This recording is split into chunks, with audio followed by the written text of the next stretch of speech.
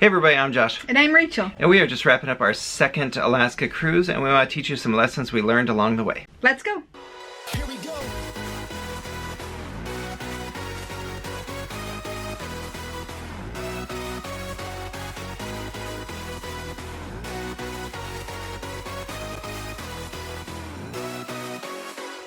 Alright, like I said, this is our second Alaska cruise that we are wrapping up. Our first one was on Royal Caribbean Quantum of the Seas. It was at the end of September, and this one was Holland America on Koningsdam at the end of May. So some basic information real quick. It seems like most of the Alaska cruises are round trip either from Seattle or Vancouver. There are some that are one ways, but most of them are going to be hitting Juneau, Ketchikan, Skagway, Sitka, Icy Strait Point, and if it's out of Seattle, you're probably going to head to either Vancouver or Victoria for a quick moment. Yes, you may also have a glacier day depending on what cruise line you choose. Right. Most of these towns are relatively small in size, and you can do a walking tour on your own if you want to. Sitka does require a shuttle to get you to town, but the rest of them are quite close to the docks. We have seen whale watching tours, fishing expeditions, float planes, helicopter rides, and other options right at the port if you're not interested in booking an excursion directly with the cruise line. Pay attention to arrival and departure times in port, as they seem to vary widely, with some ships in port by 6 a.m. and some arriving at midday until later in the evening. Alright, so one of the first things that we want to recommend is make sure that you're booking the right ship. We felt like Koningsdam was really good for us this time because it is set up for a lot of indoor seating to see the scenery. And I would say most ships that are going to Alaska are set up for indoor because the weather's not always perfect. Right. It just also depends on what you want to do and how big of a ship you're looking for. Make sure you're booking the right room. So This is huge. Our first cruise, we ended up getting an obstructed view balcony because we wanted to save a few bucks. Because there's a lot of things down below that you're missing when the lifeboat may be obstructing your view a little bit. Yes. So this time, we made sure to get in front of the lifeboats. We even got a larger balcony. I would call it like an extended veranda balcony. Yeah. It's very nice. And with that, you end up having multiple options where you can actually just hang out in your room until you hear an announcement that there may be something coming up. If you don't want to be around a bunch of people, if you just Right. want to hang out in your sweatpants and a sweatshirt, you're good to go. It doesn't matter.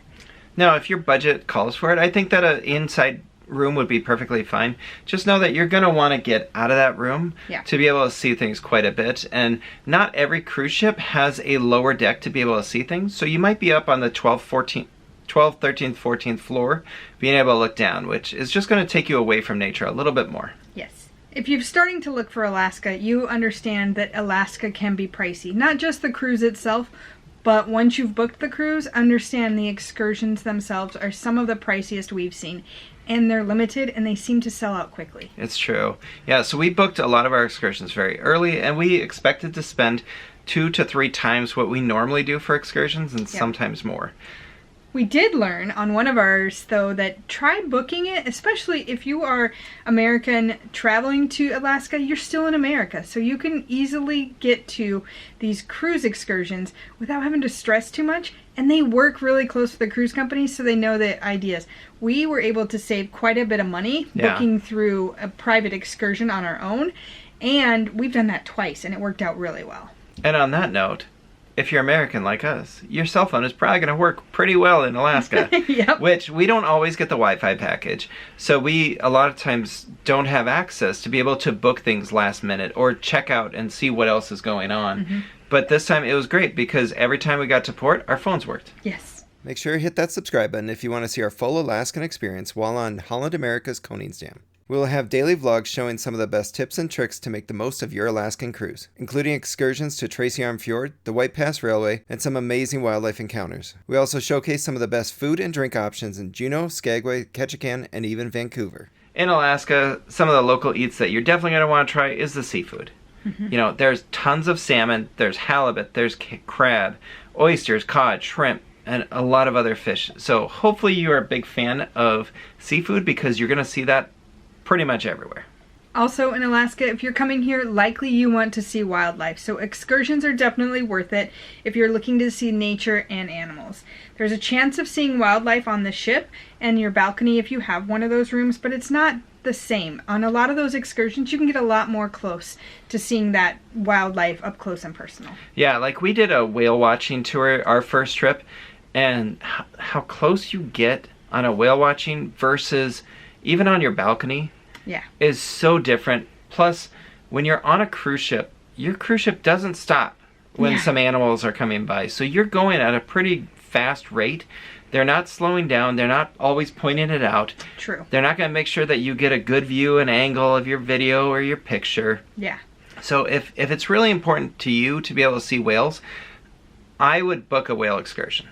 Agreed. And I'm with Josh when he mentioned earlier that a lot of these ports are walkable. In addition, they're kind of a lot of the same things in town. Mm-hmm. One of the best things we did this time around was we got out and saw nature up close and personal. We did an excursion through the Tracy Arm Fjord and seeing a glacier up close.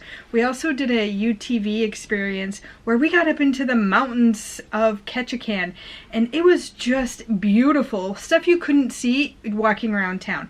Now, granted, we still walked around town, found the good breweries, found a place to eat, but get out there and see nature, because that's what you're here for. A lot of these excursions we took this time, I told Josh, this is why people move to Alaska. They get out and do those pieces and just get to enjoy the scenery. I agree. Yeah, don't do Alaska just because you want to be on a cruise ship for a week. I know that's what it seems like a lot of people do when they're based out of Florida and they go to the same Caribbean ports all the time.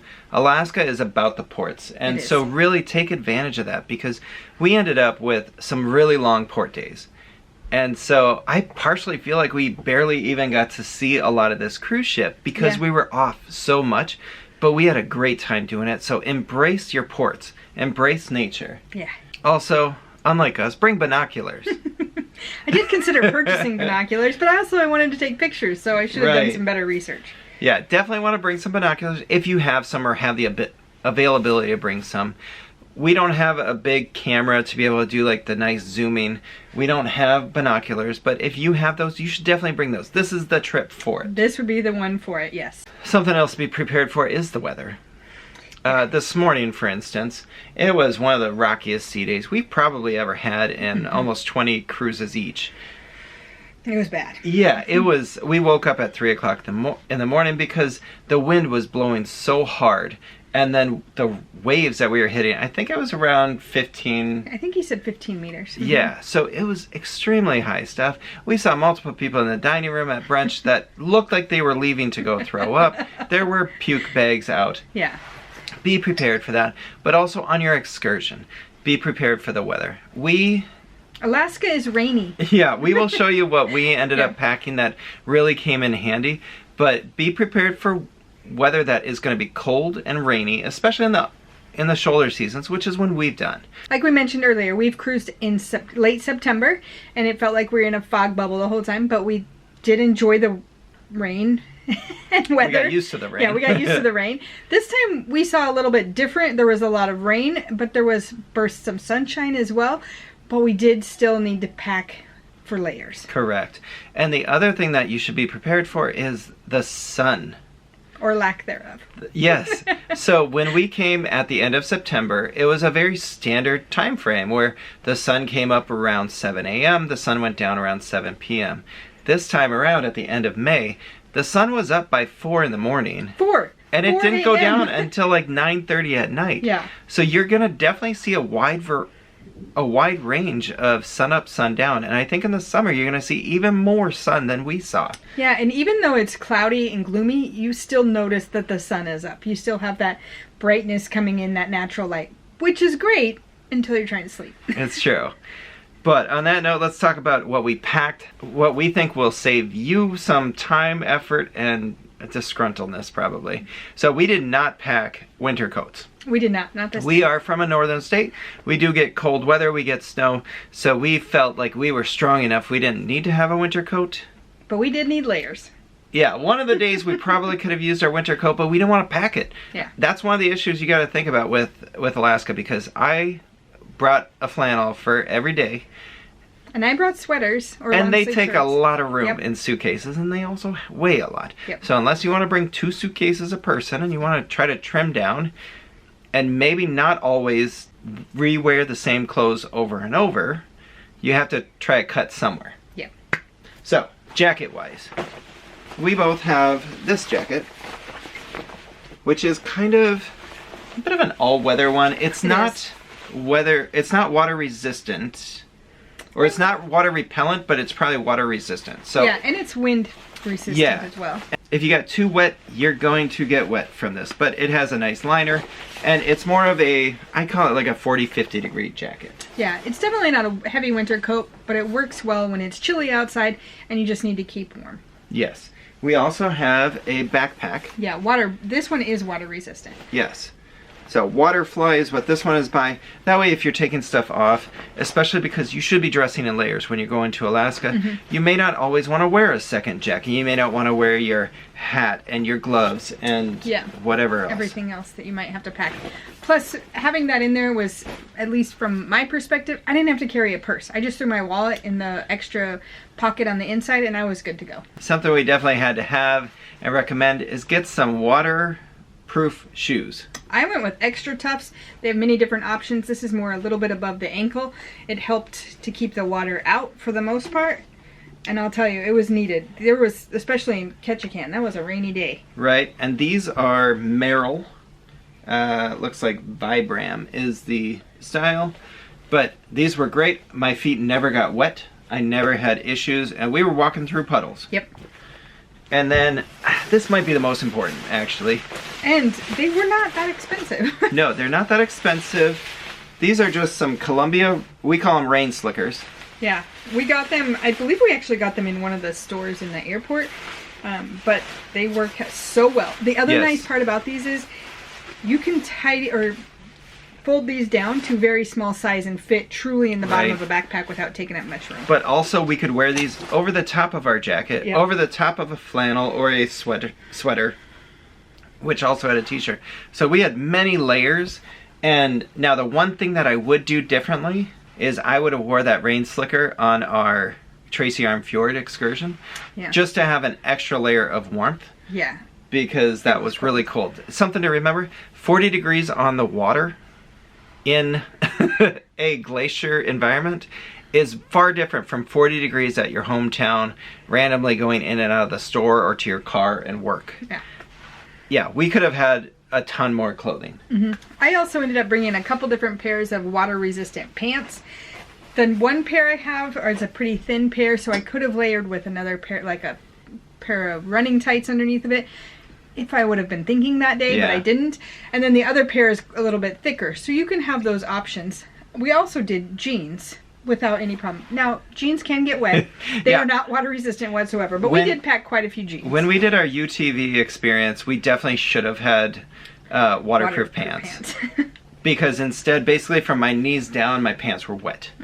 And it was a wet excursion. Now, is there anything that you would have packed differently if you could go back and knew everything that we were going to do? The only thing I would have packed is binoculars, but we don't own binoculars. I would have done research and bought us a better pair, or a pair of binoculars that could have taken pictures maybe, but otherwise I think I packed really good this time around. I think so too. I think the binoculars, but also, like you said, wearing maybe a pair of running tights under our pants on our Tracy Arm Fjord day, I should have done, but I didn't even pack them. And so I just had a pair of jeans and that was it. I could have probably used an extra layer. So, you know, if you have some tights or some insulated pants of some sort that can fit under jeans, I would probably recommend those as well, just in case. And I would recommend bringing a couple extra pairs of socks, just in case your feet do get wet.